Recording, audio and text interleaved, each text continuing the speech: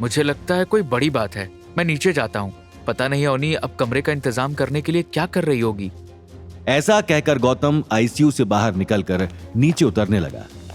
अवनी की दिलेरी देखकर फिरोज मलिक उस पर चिल्लाते हुए बोला, तू अपने आप को ज्यादा शानी समझती है लड़की, अब देख मैं तेरा क्या हश्र करता हूं। ये सुनकर गीता फिरोज के आगे गिड़गिड़ाने लगी।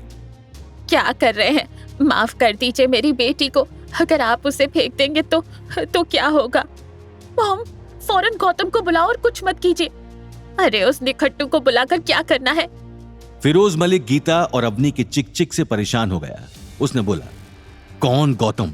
गौतम अवनी के पास जाने के लिए ऑलमोस्ट निकल ही गया था कि पीछे से डॉक्टर परीक्षित ने उसको बुलाते हुए कहा, गौतम वेट प्लीज, मुझे अनिल की हालत में कुछ सस्पिशियस लग रहा है, प्लीज फौरन आओ। गौतम अवनी के पास जल्द से जल्द पहुंचना चाहता था, लेकिन अनिल की चिंता ने उसे और ज्यादा परेशान कर दिया और वो भागकर अनिल के रूम में चला गया। वहीं दूसरी तरफ फिरोज मलिक के बॉडीगार्ड्स अवनी को फेंकने की पोजीशन में पकड़कर खड़े थे, लेकिन कोई भी देखने वाला उसकी मदद करने के लिए आगे नहीं बढ़ा, क्योंकि फिरोज का डर सबको था। एक बार की बात है, फिरोज मलिक के इलाके में एक आदमी उसकी गुंडागर्दी से परेशान होकर उससे बदला लेना चाहता था।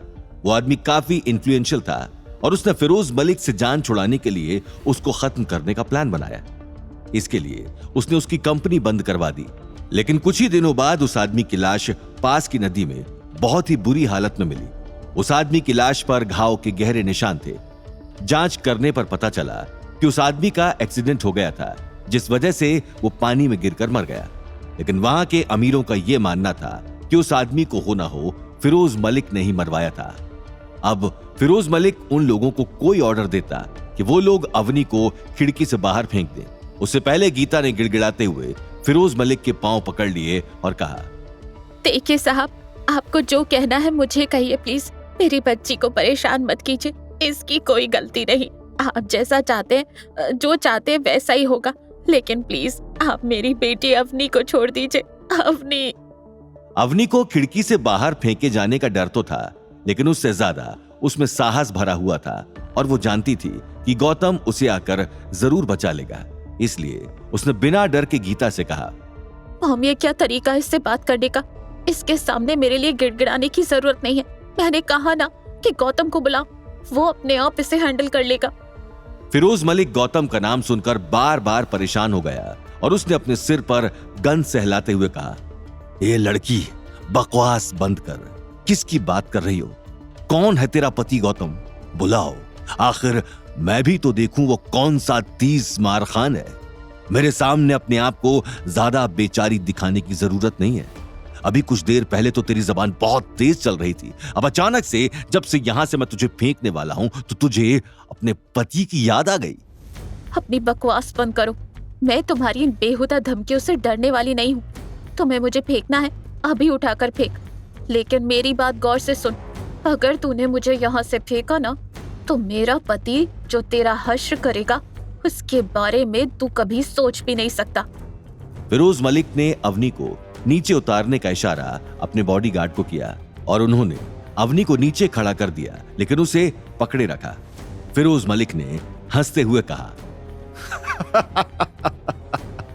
तुझे तो अपने पति पर बड़ा गर्व है, लेकिन ये तेरी माँ के तो मुझे कुछ और ही रंग ढंग दिखाई दे रहे हैं। इसे देखकर तो नहीं लगता कि ये तेरे पति को अपना दामाद मानती है। गौतम का नाम बार बार आने पर गीता चिल्लाई और उसने कहा, हाँ, नहीं मानती, कुछ नहीं मानती मैं उसको।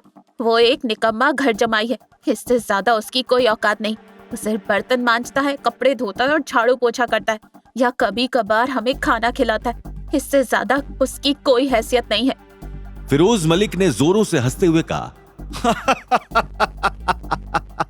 ओ तो ये लड़की अब घर जमाई से मुझे डराना चाह रही है। वाह वाह लड़की, वैसे तुझसे समझदार तो तेरी माँ है। कम से कम उसे पता तो है कि लोगों के बीच में भेदभाव कैसे किया जा सके, वरना तूने तो अपने घर जमाई बने हुए पति को ऐसे सर पर बैठा रखा है जैसे वो कोई तोप हो। कहाँ है तेरा पति?